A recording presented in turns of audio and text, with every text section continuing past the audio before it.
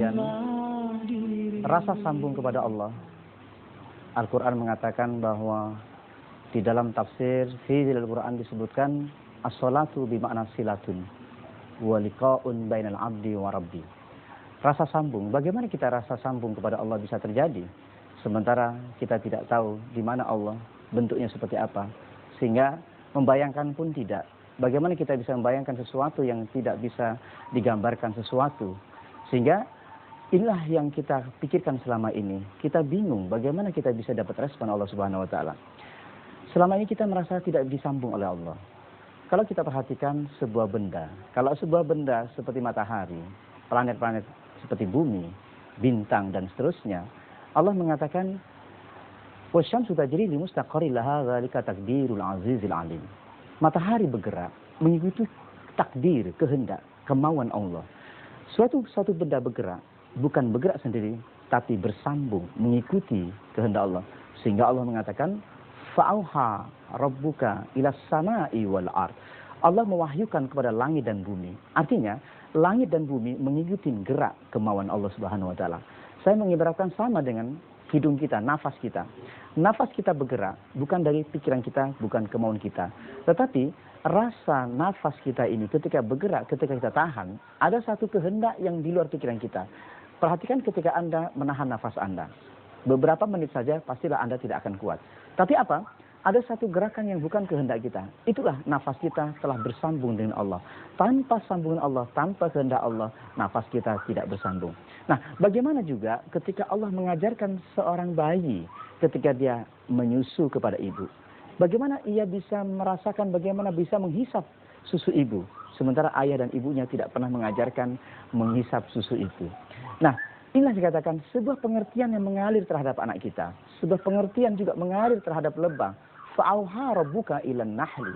Allah mewahyukan kepada lebah itu bagaimana dia bisa membuat sarangnya secara indah, berbentuk heksagonal. Dengan bahan-bahan barangkali dari bahan-bahan sebuah kayu yang dilumat-lumat dan dikasih air liurnya sehingga menjadi pulp atau sebuah bubur kertas sehingga terbentuklah sebuah rumah yang sangat indah. Apa yang dilakukan? Orang mengatakan insting atau naluri. Apa itu naluri? Sebuah pengertian yang bisa difahami oleh binatang yang berupa bukan suara, bukan tulisan, bukan huruf. La sautun wala harfun. Seorang anak kecil ketika menghisap susu ibu, maka dia bisa hanya faham. Dia tidak tahu namanya tapi paham bagaimana dia menghisap. Tanpa kata-kata, tanpa suara, dan ibu pun tidak pernah mengajarkan itu. Nah, bagaimana Allah menyambungkan diri kepada hamba yang menghubunginya, kita masih belum tahu bagaimana bisa mendapatkan itu. Saya ambil contoh ketika Anda tidak mampu berkata-kata kepada anak kita dan anak kita tidak mampu menangkap apa kata-kata kita. Apa yang dirasakan tanpa disadari, Anda diam, hanya memeluknya erat, lalu menghubungkan perasaan Anda yang dikatakan ada sambung apa? Silaturahmi, sambung rasa sayang. Rasa sayang bukan kata-kata, ternyata rasa sayang sebuah perasaan yang bukan kata-kata, suatu kesenangan, kecintaan yang bukan kata-kata, tapi Anda merasakan menyambungkan kepada putri kita, ada putra kita, seorang bayi yang Anda cintai. Anak bayi kenapa bisa paham sang ibu bisa menyalurkan rasa tenangnya, rasa bahagianya, rasa cintanya. Ia tidak bisa mengatakan, nak, aku cinta kamu, nak, aku sayang kamu. Tapi apa? Seorang anak yang masih bayi merasakan bagaimana tenang itu mengalir dalam dada anak kita. Itu dikatakan bagaimana juga kita bisa mengalirkan rasa sayang kepada binatang. Seekor kucing misalkan. Kita tidak bisa berkata-kata kepada kucing dan kucing pun tidak bisa berkata-kata kepada kita. Dengan kesadaran itulah sehingga kita tidak berkata-kata. Tetapi apa? Kita pegang, kita elus, lalu kita gendong dan kita merasakan kenyamanan dengan kebahagiaan. Kucing pun sama. Ketika kita elus, sang kucing ekspresinya merasakan kenyamanan dan ketenangan. Dia tidak berkata-kata, apakah ini namanya? Tapi dia merasakan ketenangan yang luar biasa, kenyamanan luar biasa. Apa yang dirasakan? Sebuah aliran silatun ar-rahim. Silatun, nyambung, rasa sayang ditembuskan. Rasa sayang ini bisa nembus tembok yang sangat kekar. Serasa sambung ini bisa nyampe ke tempat yang sangat jauh di langit yang tak terbatas. Itu yang dikatakan, bagaimana Allah nyambung sama saya, hampir sama suasana yang tak rasakan oleh kita. Allah mengatakan, bagaimana Allah nyambung kepada kita? Ketika saya nyambung kepada Allah, fadhkuruni alkurukum. Ingatlah aku, kata Allah, maka aku akan ingat kepadamu. Apa yang dirasakan ketika Allah ingat sama saya? adalah huwallazi anzala sakinata fi qulubil mu'minin liyazdadu imanan ma'a imanihim. Allah mengatakan, kalau engkau nyambung sama aku, maka kau rasakan ada daya turun mengalir ke dalam dadamu, sebuah ketenangan yang Anda rasakan suatu kekuatan. Apa? Penambahan rasa iman, penambahan rasa cinta. Liyazdadu, untuk menambahkan, terakumulasi rasa iman yang terus menerus. Ternyata iman pun diturunkan Allah Subhanahu wa taala. Tidak bisa dipikir tapi turun. Ternyata Allah juga mengatakan cinta pun diturunkan, given. Rasa bahagia juga given, rasa sambung juga given. Allah menghubungi kita. Walakinallaha habbaba ilaikumul iman wa zayyanahu fi qulubikum wa karraha ilaikumul kufra wal fusuq wal isyan. Allah mengatakan cinta itu tidak Anda bisa ciptakan, tetapi given. Dia turun. Habbaba. Arti habbaba itu diturunkan. Rasa cinta itu mengalir, bukan sebuah kata-kata. Tapi aku tahu ini cinta, ini takwa, ini iman. Sehingga ada seorang Arab Badui datang kepada Rasulullah. Ya Rasulullah, aku telah beriman. Belum, katakan ya Muhammad. Qalatil a'rab amanna.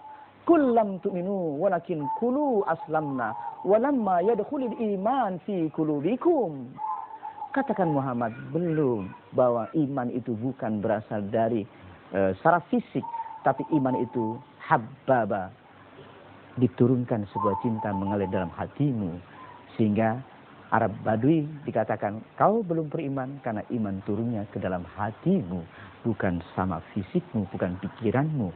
Yang dikatakan turun iman itu berupa bukan suara, bukan huruf, tapi Anda tahu Anda beriman atau tidak beriman. Rasa tenang pun mengalir. Aku tahu bahwa aku tenang atau tidak tenang. Aku pun tahu hatiku munafik atau tidak munafik. Sehingga Allah mengatakan, innal munafiqina yukhadi'una Allah wa huwa khadi'uhum idza qamu ila sholati qamu kusala yura'una an-nas wa la yadhkuruna Allah illa qalila. Seorang munafik itu menipu Allah dan Allah akan balas tipuan itu. Kemudian sesungguhnya orang munafik ketika berdiri sholat, perasaannya di sini enggan berdiri. Dan zikirnya hanya sedikit. Rasanya cuma hanya ingin diperhatikan orang lain. Ria. Itu yang terjadi. Apa? Rasa munafik itu, kita tahu ini munafik. Hipokrit. Tapi kita tahu tidak ada suaranya, tidak ada hurufnya. Tidak ada kata-katanya. Dan di sini kita tahu bahwa munafik atau apa. Kemudian kita tahu di sini senang atau rindu. Kita tahu kita cinta atau tidak cinta. Ternyata cinta itu, artikulasi cinta, aku cinta kamu, I love you, ana uhibbuki, ini artikulasi. Yang sebenarnya adalah translate dari bahasa yang bukan tulisan, bukan huruf.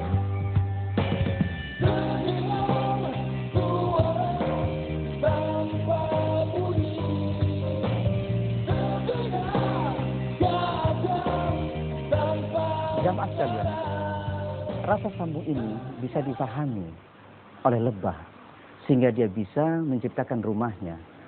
Pun bumi mempunyai rasa sambung kepada Allah, sehingga ia bekerja ngikutin kehendak Allah. Nafas saya, jantung saya, semua tersambung oleh kehendak dan keinginan Allah.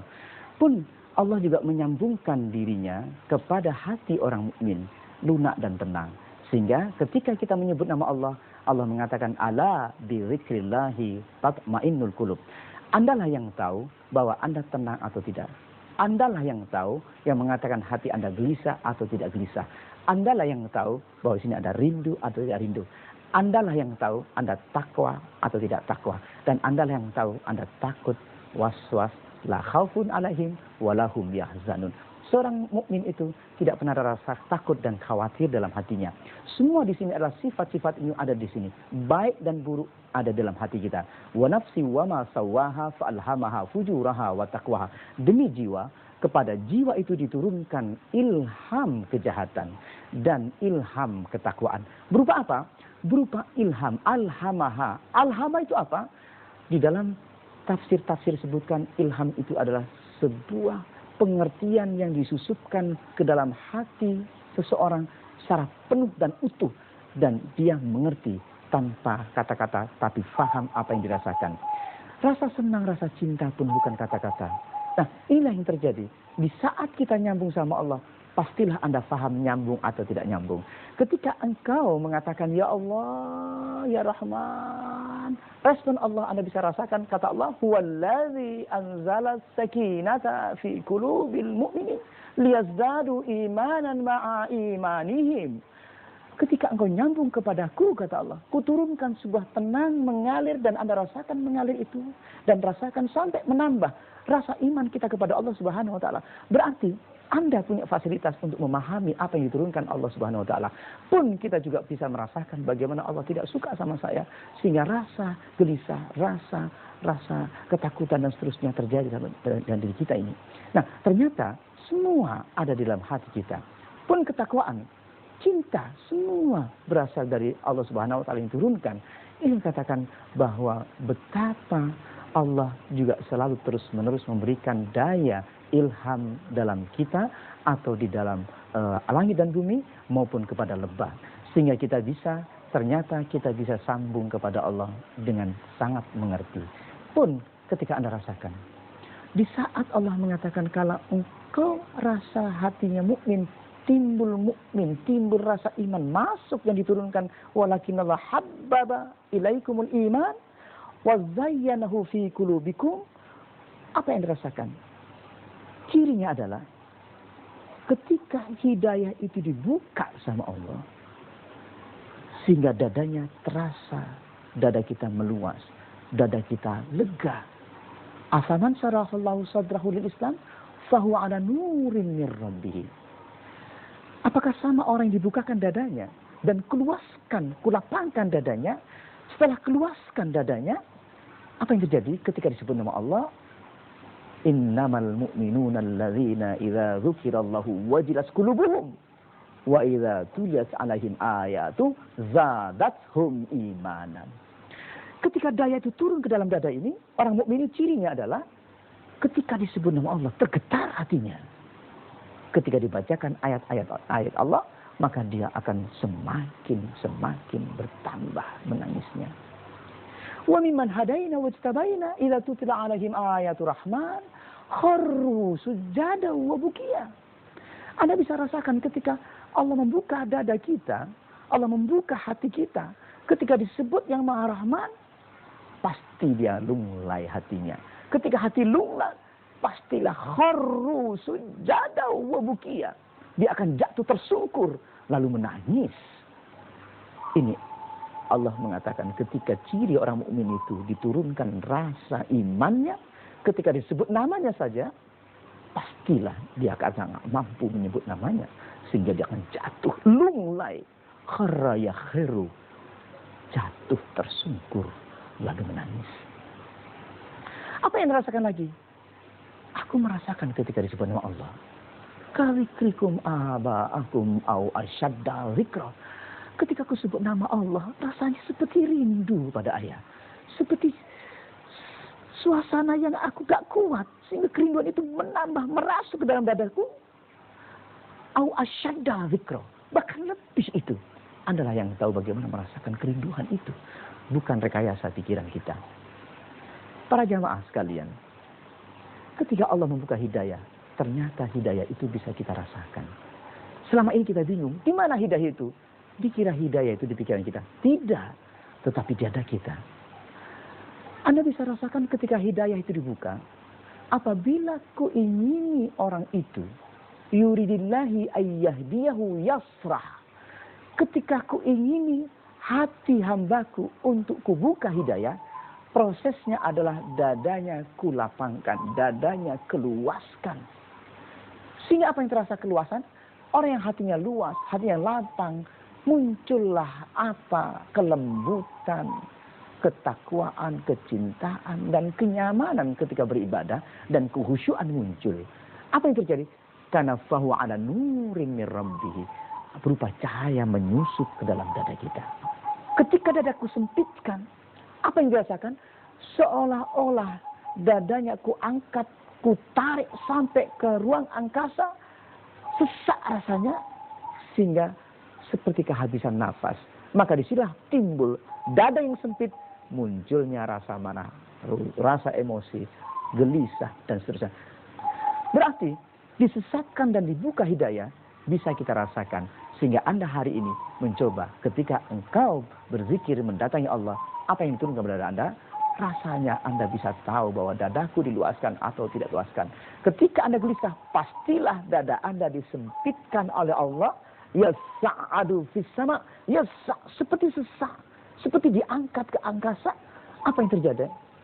Itulah sehingga kegelisahan muncul dan seterusnya. Bagaimana orang sesak dadanya, sempit dadanya akan bisa sholat khusyuk? Tidak mungkin. Bagaimana Al-Quran bisa tembus ke dadanya sementara dadanya sempit sehingga getaran Qur'ani, getaran uluhiyah, getaran sinar ilahi tidak akan mampu mengguncangkan dadanya, tidak mampu. Kadang-kadang kita tidak nyangka, tidak tahu bahwa disebut nama Allah tidak bergetar. Perlu bertanyakan, ada apa sebenarnya dada kita? Apakah kita sedang membatu? Qasat qulubuhum, membatu hatinya dan tidak mau ingat kepada Allah. Kalau engkau ingat pada Allah, Allah mengatakan proses pertama adalah dadanya terguncang, merinding. Kenapa merinding? Taksyairu minhu juludul ladzina yakhshawna rabbahum thumma talinu juluduhum wa qulubuhum. Pertama kali adalah ketika hati senang, ketika hati tergetar ketika sebenarnya Allah, maka respon kepada otak. Otak kita berosilasi atas respon hati kita yang rindu, yang tergetar, maka otak kita berosilasi dan bergetar. Ketika bergetar otak kita, maka seluruh tubuh kita merinding, semua syaraf-syaraf kita merinding, bahkan menggigil. Sebagaimana Rasulullah pernah menggigil ketika menyebut nama Allah ketika pertama kali wahyu itu turun. Dan ternyata bisa difahami ketika Anda sedih, ketika Anda takut dadanya, otak pun merespon, berosilasi sehingga tubuh kita merinding bergetar. Merinding bergetar ini akibat osilasi otak. Karena seluruhnya neuron-neuron kita, syaraf-syaraf kita, jantung kita adalah dikendalikan oleh otak. Otak dikendalikan oleh perasaan kita. Perasaan sedih yang luar biasa akan direspon oleh otak dan otak kita akan berosilasi. Osilasi otak itu akan berautogenik. Autogenik itu bergetar sendiri, merinding sendiri. Sehingga kadang-kadang jantung kita berdebar. Atau ketika disebut nama Allah hati kita tenang. Ketika tenang respon otak kita akan tenang, maka tubuh kita akan tenang. Allah mengatakan talinu juluduhum wa qulubuhum. Ketika hati Anda tunduk kepada Allah, otak kita akan tunduk dan menggerakkan tubuh kita seluruhnya akan tunduk. Ketika hati kita khusyuk, respon otak kita akan mengendalikan otot-otot kita, tulang-tulang kita dan jantung kita menjadi tunduk dan tenang. Itulah kira-kira pertama kali yang kita rasakan adalah dibuka Allah, hati kita akan dilegakan dada kita. Sehingga kita menjadi nyaman, rileks, tenang, dan selalu Allah menuntun kita hati kita. Karena hati kita akan selalu tergetar terus, tergetar terus. Kenapa tergetar terus? Karena Allah menghubungi kita terus menerus. Demikian. Sungguh bahagia hatiku kini, Kau turunkan rahmat, hapuskan dosa. Mari kita mempraktekkan silatun. Silatun itu hadir datang kepada Tuhan. Di sini ialah satu, ialah senang, timbulkan rasa senang. Dari senang itu ada kesungguhan. Dari sungguh itu ada kehusyuan. Dari kehusyuan itu dihayati, di situ ada pelajaran, ada petunjuk, ada ilmu. Pertama adalah kita rilekskan dulu. Rileks sehingga semua otak, hati, dan tubuh rileks. Rileks itu adalah alami, sehingga menjadi kepatuhan kepada Tuhan. Kemudian sadarkan, saya percaya Allah, saya yakin Allah. Kemudian hati tundukkan kepada Allah.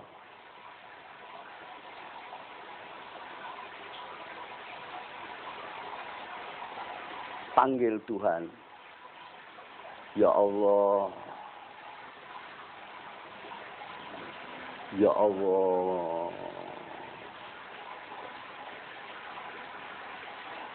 ya Allah,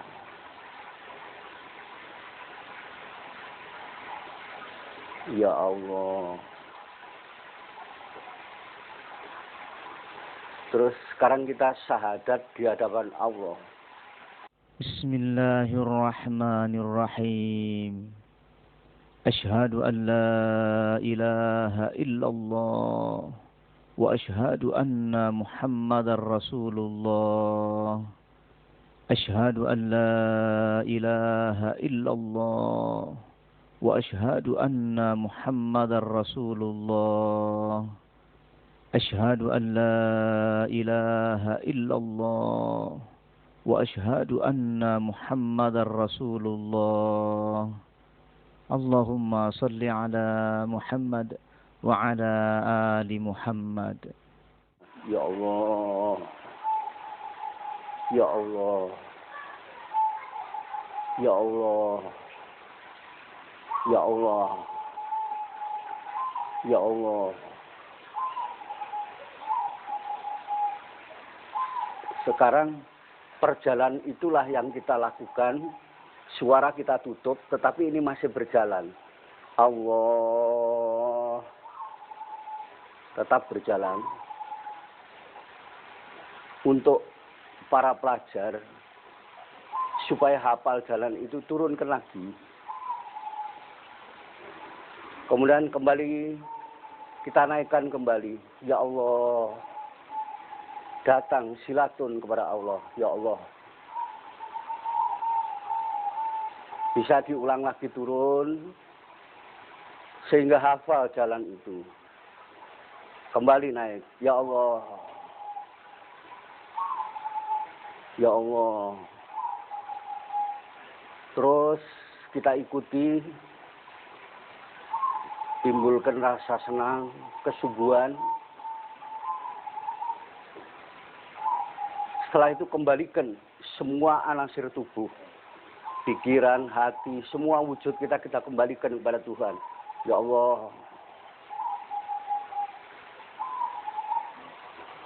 Nanti ada respon dari Tuhan, ada tuntunan. Kadang-kadang berubah sendiri, ucapan Allah akan berubah menjadi hu. Jadi tanpa program otak, tetapi adalah tuntunan dari Tuhan. Kalau sudah seperti itu, terus kita bertasbih kepada Allah, berikan kepada Allah. Subhanallah. Berikan kepada Tuhan. Ya Allah, subhanallah. Subhanallah. Kemudian kita agungkan. Allah kita adalah Allah Tuhan semesta alam. Jadi perasaan kita adalah Tuhan semesta alam. Bukan hanya Tuhan manusia. Kita berikan kepada Tuhan. Allahu Akbar. Allahu Akbar. Allahu Akbar. Kemudian kita puji. Alhamdulillah. Alhamdulillah. Alhamdulillah. Kita berikan kepada Tuhan. Ya. Kemudian kita buka mata itu. Posisi kita kembali seperti biasa, tetapi tetap dalam keadaan silatun kepada Tuhan. Jadi orang kalau tadi itu adalah merupakan latihan patrap. Tapi patrap itu ada dalam kehidupan. Surat An-Nisa 103, setelah kamu sholat, hendaklah baik berdiri, duduk berbaring. Selalulah ingat kepada Allah. Jadi dalam kehidupan, berjalan, duduk, berbaring, selalu ingat kepada Allah. Saya kira demikian. Mudah-mudahan bermanfaat. Terima kasih. Wassalamualaikum warahmatullahi wabarakatuh.